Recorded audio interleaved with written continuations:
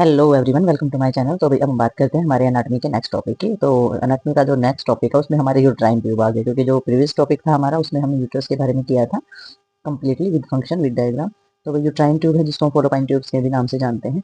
तो uterine tube के बारे में इन्होंने बताया है, ये जो है फोलोपाइन ट्यूब्स होती है और ओविडक्ट्स और फोलोपाइन ट्यूब्स भी इसको बोला जाता है। ठीक है। तो यूट्राइन ट्यूब जो है वो हमारी अटैच होती है यूट्रस के साथ, जो हमारा ऊपर वाला जो एंगल होता है बाहर वाला उसके साथ। और ये अबाउट 4 सेंटीमीटर तो ये लंबी होती हैं, और लाई और अपर फ्री जो मैरिजन्स होता है बोर्ड्स लिगामेंट्स उसके साथ ये हमारी होती है, मतलब जिसके ऊपर ये लाई जो हमारी अवस्था होती है उसके अंदर पाई जाती है।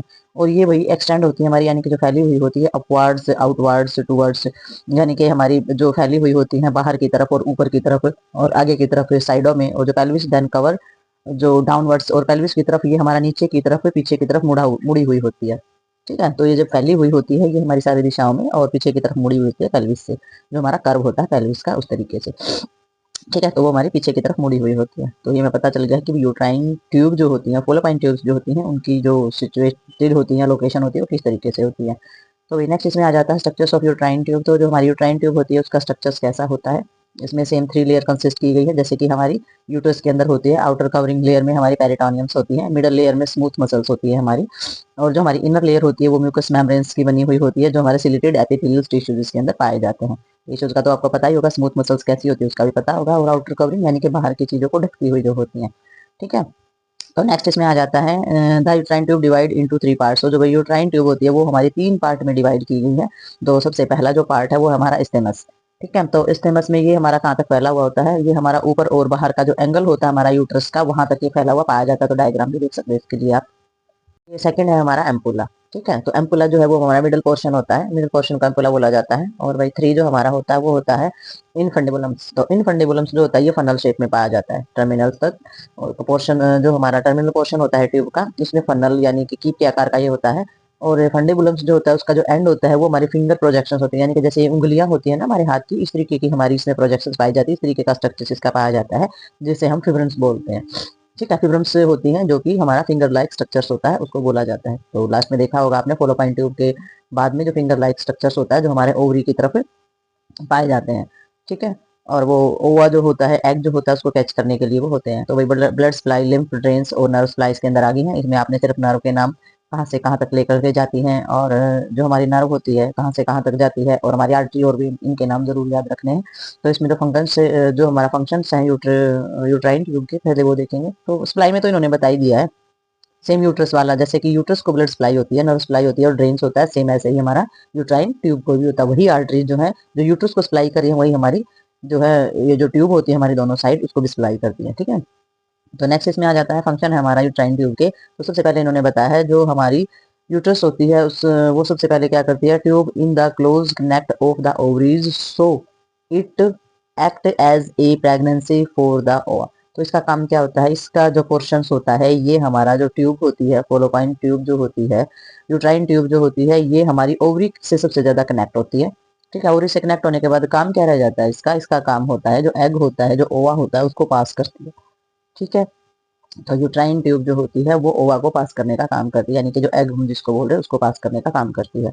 It is the site of fertilization से। और जो फर्टिलाइजेशन जो हमारा होता है ova meet the sperm in the uterine tube after fertilization growth occur in the uterus. तो इसमें क्या होता है, जो फर्टिलाइजेशन होता है ओवा जो है उस स्पर्म के साथ मिलता है तो उसे फर्टिलाइजेशन बोलते हैं। तो वो हमारा कहाँ होता है, यूट्राइन ट्यूब के अंदर ही होता है। और उसके बाद फर्टिलाइजेशन के बाद जो ग्रोथ होती है वो जाकर के हमारी कहाँ होती है, यूट्रस के अंदर होती है, बेबी की ग्रोथ। ठीक है। तो ये जो फंक्शन होता है यूट्राइन ट्यूब में होता है, यानी कि फर्टिलाइजेशन जो प्रोसेस होता है वो यूट्राइन ट्यूब के अंदर होता है। और जो इम्प्लांटेशन होती है बेबी की जो ग्रोथ होती है वो हमारी जाकर के यूट्रस के अंदर होती है। ठीक है। कभी कभी अबनॉर्मलिटी होती है कि फोलोपाइन ट्यूब के अंदर अगर ग्रोथ होना स्टार्ट हो जाती है तो वो एक अबनॉर्मलिटी हो जाती है, तो वो कंडीशन हमारी खराब होती है प्रेगनेंसी की। ठीक है। तो इम्प्लांटेशन हमेशा यूट्रस के अंदर ही होना चाहिए। तो आगे देखते हैं इसमें हम। तो भाई आगे हम देखते हैं ओवरीज के बारे में। तो ओवरीज क्या होती हैं, ये 2 आलमंड शेप ग्लैंड्स हमारे होते हैं और पाए कहाँ जाते हैं, यूट्रस के दोनों साइड। ठीक है। आलमंड शेप में क्या हो जाता है हमारा, बादाम के आकार की हमारी ग्रंथियां होती हैं, और जो हमारी यूट्रस होती है उसकी दोनों साइड में ये पाई जाती हैं।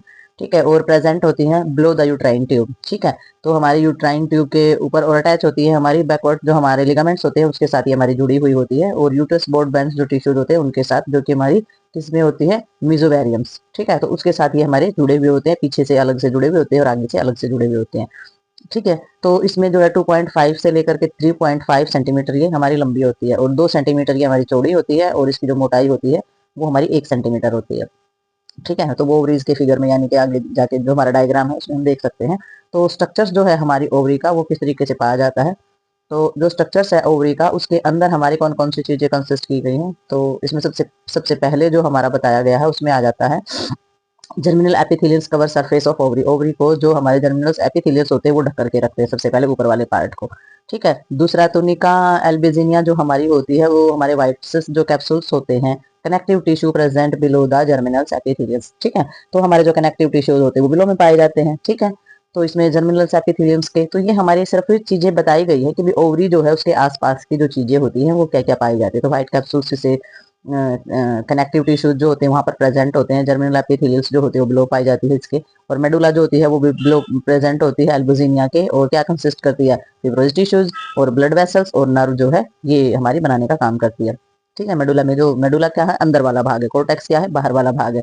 ठीक है। और ओवरी में जो है वो हमारे फोलिकल्स होते हैं जो वो कोर्टेक्स में पाए जाते हैं। ओवरी फोलिकल जो हमारे लाए पाए जाते हैं कोर्टेक्स में यानी कि बाहर वाले एरिया में। फॉलिकल को तो पता ही है, फॉलिकल होते हैं वही फिर फ्लूइड से भरते हैं और वही जो हमारा जो एग होता है वही फिर हमारा रैप्चर होता है। ठीक है। तो इसमें जो मेच्योर ग्राफिन फॉलिकल्स जो होते हैं large fluid filled follicles which rupture in the secondary और process called of the ovulation. तो इसमें बताया गया ओवुलेशन हम किसको बोलते हैं। ओवुलेशन हम बोलते हैं जो हमारे मेच्योर हो जाते हैं ग्राफिन फॉलिकल जब मेच्योर हो जाएंगे तो बड़े हो जाएंगे। क्यों? क्योंकि उनके अंदर फ्लूइड भर जाएगा। ठीक है। जैसे जैसे उनके अंदर फ्लूइड भरेगा तो वो हमारे फूल कर बड़े हो जाएंगे। फ्लूइड है उनके अंदर और जब वो रैप्चर होंगे जब वो टूटेंगे तो ये हमारी सेकेंडरी ऑस्टिट प्रोसेस होता है जिसको हम ओवुलेशन बोलते हैं। पहले बनेगा बढ़ेगा और फिर वो फूटेगा। ठीक है। और फिर जो निकलेगा ओवा उसी को हम क्या बोलते हैं ओवुलेशन। ठीक है। तो नेक्स्ट हमारा है कॉर्पस ल्यूटेनियम। तो ये हमने डायग्राम के अंदर भी देखा था ल्यूटेनियम कौन सा है, आगे भी जो डायग्राम आएगा उसके अंदर भी हम देखेंगे। तो इसमें कॉर्पस ल्यूटेनियम जो है वो क्या कंटेन करता है रिमिनेंट्स ऑफ मेच्योर फॉलिकल। तो मेच्योर फॉलिकल्स के जो अवशेष होते हैं वो हमारा ल्यूटेनियम कॉर्पस जो है वो कंटेन करता है। ठीक है। तो ये हमारे हैं जो ये ओवरीज के हैं कि ओवरीज के अंदर हमारा कौन कौन सा और क्या क्या पार्ट होता है। अब हमारा इसकी ब्लड सप्लाई आ जाती है। तो ब्लड सप्लाई है या हमारा लिम्फ कैसे ड्रेन हो रहा है, नर्व सप्लाई है वो हमारी किस किस के जरिए हमारी पहुंचती है, किस किस के जरिए वापस आता है। तो जो हमारी आर्टरियल सप्लाई है ओवरीन आर्टरी है उसके द्वारा जो उसकी ब्रांचेज है एब्डोमिनल सारोटा की वो हमारी सप्लाई करती हैं ब्लड सारा का सारा ओवरीज को। तो हम थोड़ा सा देख सकते हैं कि ओवरीज की जो सप्लाई है वो अलग है और यूट्रस और जो फोलोपाइन ट्यूब है उनकी सप्लाई बिल्कुल एक जैसी है और जो ओवरी होती है उसकी सप्लाई अलग है। तो इसमें क्या बताया, इसमें जो आरोटा है एब्डोमिनल सारोटा है उसकी ब्रांचेज के द्वारा ब्लड सप्लाई की जाती है हमारी ओवरीज को। ठीक है। और इसमें वेनियस जो ड्रेन्स है ओवरीन्स तो हमारी जो ओवरिन्स है वेन ड्रेन्स द ब्लड। ठीक है। तो ओवरिन्स जो वेन होती है वेन का नाम है ये वो हमारे ब्लड को ड्रेन करने का काम करती है। ठीक है। तो वही नेक्स्ट देखते हैं इसके अंदर हम।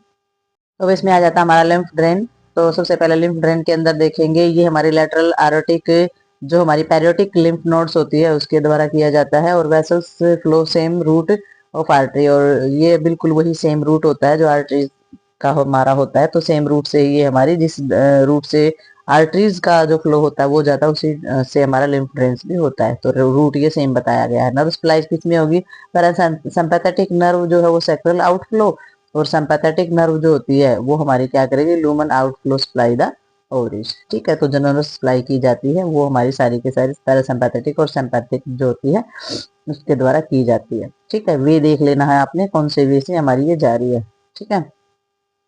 नेक्स्ट इसमें आ जाता है ओवरी के फंक्शन। ओवरी हमारी काम क्या क्या करती है, सबसे पहले ओवा का प्रोडक्शन करती है। हमारे 3 काम होते हैं इसके मेन। ओवा का प्रोडक्शन करती है, ओवुलेशन करना यानी कि एग का प्रोडक्शन करना, ओवा एग को बोला जाता है इसमें।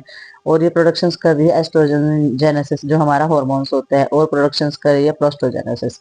ठीक है। तो ये 3 हार्मोन का सेक्रेशन और ओवा का सेक्रेशन करने का काम हमारी ओवरी जो है वो करती है। क्यों? क्योंकि ओवरी जो है वो हमारा एक ग्लैंड्स भी है इसीलिए 2 हार्मोन का सेक्रेशन भी वो करती है। ठीक है। ओवा का प्रोडक्शन तो है ही है उसका काम ओवरी का, लेकिन एक ग्लैंड्स होने के नाते ये 2 हार्मोन 2 जरूरी हार्मोन जो कि हमारे सेक्स हार्मोन्स होते हैं उनका भी प्रोडक्शन ये करती है। ठीक है। तो सबसे पहले हम देखेंगे कि प्रोडक्शन ऑफ ओवा। तो प्रोडक्शन ऑफ ओवा के अंदर हमारा आ जाता है इसमें जो सबसे पहले ओवा का प्रोडक्शन कब होता है। तो इसमें मेंसुरेशन जब बताया गया है हमारा मेंसुरेशन जो होता है और ग्राफिन फॉलिकल्स और हमारे liberations of the ovum is terminus of the ovulation. तो मैच्योर ग्राफिन फॉलिकल्स जब हमारे आते हैं ओवम के रूप में तो हमारा ओवुलेशन बोला जाता है। ठीक है। और जब ग्राफिन फॉलिकल रैप्चर हो जाते हैं, लिटिल ब्लीडिंग्स ऑकर, तो जब वो टूट जाते हैं, फट जाते हैं, तो थोड़ी बहुत जो ब्लीडिंग होती है वो हमारी हो सकती है। क्लोट बन जाते हैं, फिर वो क्लोट बनने के बाद वो हमारा कॉर्पस जो लुटेनियम्स होता है वहां पर ये आते हैं। फिर क्या होता है, ओवम फर्टिलाइज्ड जो है, the corpus luteum contain grow for severals month. और ये क्या करते हैं, कॉर्पस लुटेनियम्स जो है वो हमारा कंटिन्यू ग्रो करते हैं कुछ मंथ तक। 3 month of the pregnancy, pregnancy होती है तो 3 मंथ तक ग्रो करते हैं। If the ovum not fertilize, जब फर्टिलाइज होता है, ओवम फर्टिलाइज होता है तो ये 3 मंथ तक ग्रो करते हैं। और अगर फर्टिलाइज नहीं होता है तो लुटेनियम्स में ये परसिस्ट रहते हैं हमारे 12 से 14 दिन तक बस। ठीक है। अगर प्रेगनेंसी होगी है, मतलब कि फर्टिलाइज्ड हो गया है, तो 3 महीने तक। अगर फर्टिलाइज नहीं हुआ है, प्रेगनेंसी नहीं हुई है, तो 12 से 14 दिन तक ये हमारे रहते हैं। Just before on set of the next menstruation period. और ये कब तक जब हमारा जो नेक्स्ट पीरियड कब तक रहते हैं, जब तक नेक्स्ट पीरियड नहीं आ जाते, क्योंकि प्रेगनेंसी तो हुई नहीं है तो नेक्स्ट मंथ तो पीरियड आने ही आने हैं, तो तब तक ये रहते हैं, उसके बाद ये खत्म हो जाते हैं। ठीक है। और प्रेगनेंसी हो जाती है तो 3 महीने तक ये हमारे इनका पीरियड्स जो है रहता है ओवा का। तो भाई नेक्स्ट हमारा क्या हो जाता है, इसमें इसमें प्रोडक्शंस होती है एस्ट्रोजन्स और प्रोजेस्टेरोन्स की। तो ये हैं हमारे हार्मोन्स। तो ये गोनाडोट्रोफी के हार्मोन्स है, जिसके अंडर जो हमारा प्यूबर्टी या मतलब कि प्यूबर्टी जो हमारी एज होती है उसके अंदर ये हमारे हार्मोन्स जो है उसका सेक्रेशन होना स्टार्ट हो जाता है। तो गोनाडोट्रोफिन्स जो है उसके द्वारा हमारे हार्मोन, इन दोनों हार्मोन का सेक्रेशन जो है वो किया जाता है। नेक्स्ट देखते हैं इसके अंदर।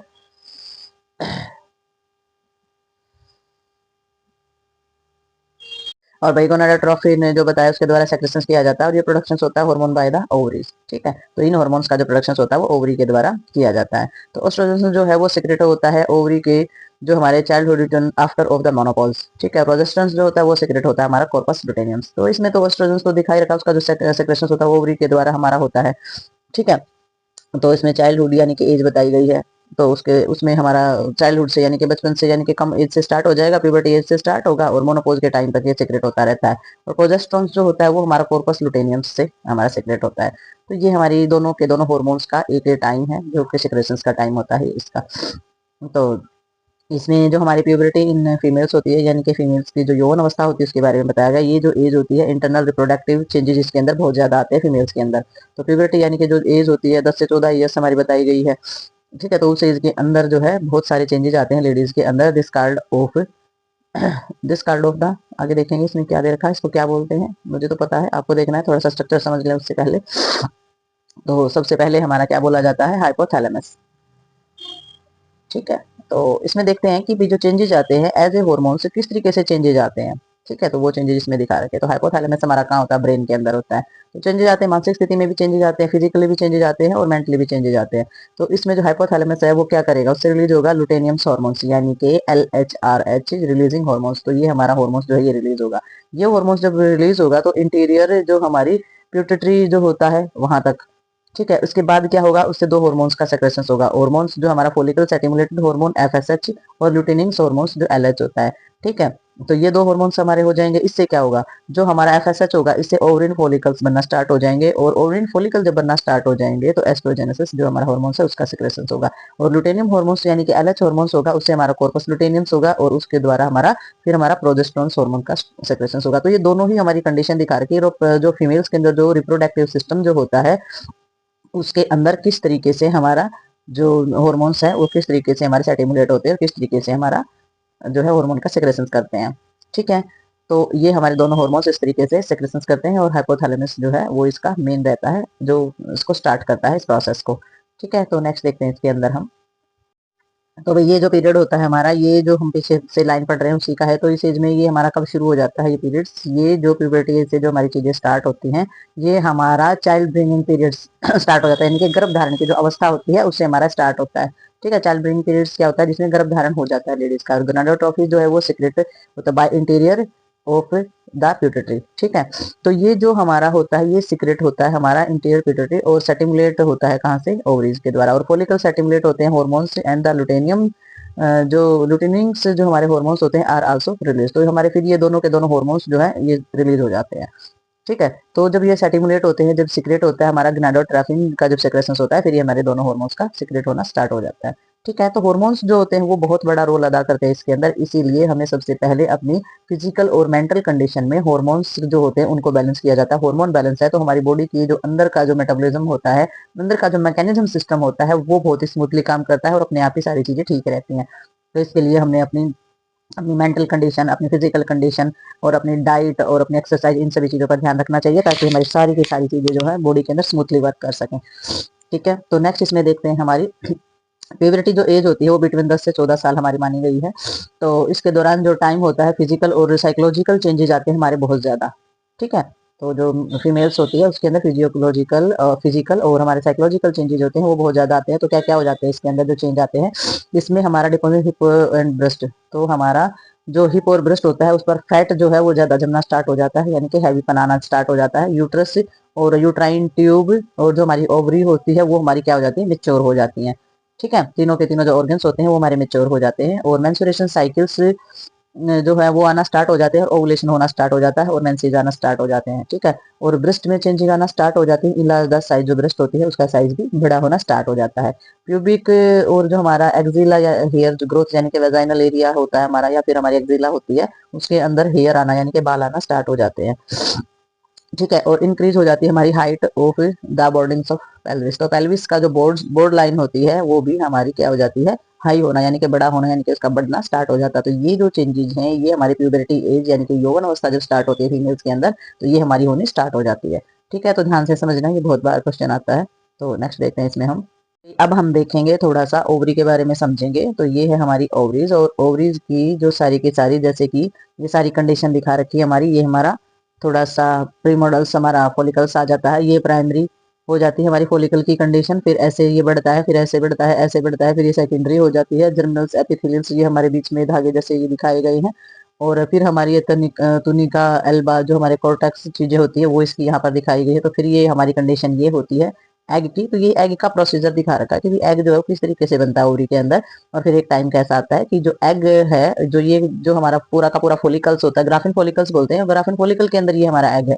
तो ग्राफिन फॉलिकल्स जब होता है, एक कंडीशन आती है कि ये फट जाता है, और जैसे ही ये रैप्चर होता है तो एग जो है वो हमारा बाहर निकल आता है, और एग जैसे ही बाहर निकल आता है तो हमारी फोलोपाइन ट्यूब की जो फिंगर लाइक प्रोजेक्शंस जो हमने बताई थी वो इसको कैच कर लेता है। और जो वो जो फिंगर लाइक प्रोजेक्शंस जो है वो जब इसको कैच करता है अपने अंदर, तो फिर वो कहाँ लेकर के जाता है, फोलोपाइन ट्यूब के अंदर लेकर के जाता है। और फोलोपाइन ट्यूब से फिर वो उसको फोलोपाइन ट्यूब के अंदर मिलेंगे स्पम।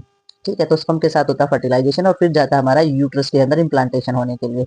ठीक है। तो ये देख सकते हैं ये सारी की सारी चीजें जो है इसके वर्क में हेल्प करती है। ये हमारी सारी ब्लड सप्लाई आ गई है यहाँ पर, और ये हमारा एल्बिकेंस है या फिर मेच्योर कॉर्पस हो जाते हैं हमारे, ये हमारे ब्लड क्लॉट्स हैं। और ये कॉर्पस लुटेनियम्स आ जाता है, ये हमारा मेडुला स्टोमा आ जाता है। कहने का मतलब ये है कि इस तरीके से हमारा जो एग है ग्राफिन फॉलिकल्स से बनना स्टार्ट होगा, और ग्राफिन फॉलिकल्स के अंदर हमारा ओवा होता है, और ये ओवा को ही हम एग टाइप में बोलते हैं। तो ये जो होता है इस तरीके से फिर हमारा रैप्चर हो जाता है। एक बार फिर से बता देती हूँ। तो यहाँ से हमारे ग्राफिन फॉलिकल्स शुरू होते हैं, ये हमारी स्टेज है, कैसे ऐसे बढ़ता जाएगा, एक स्टेज आएगी ये हमारा रैप्चर हो जाएगा, फट जाएगा, और ये जो लेयर होती है ये भी फट जाती है और ये इससे बाहर आ जाता है। ठीक है। तो वही इसमें ये जो हमारा टॉपिक है ओवरीन फोलोपाइन ट्यूब्स या ओवरीज का, ये हमारा कंप्लीट हो गया है। तो मिलते हैं नेक्स्ट वीडियो में और नेक्स्ट टॉपिक के साथ, तब तक के लिए बाय बाय।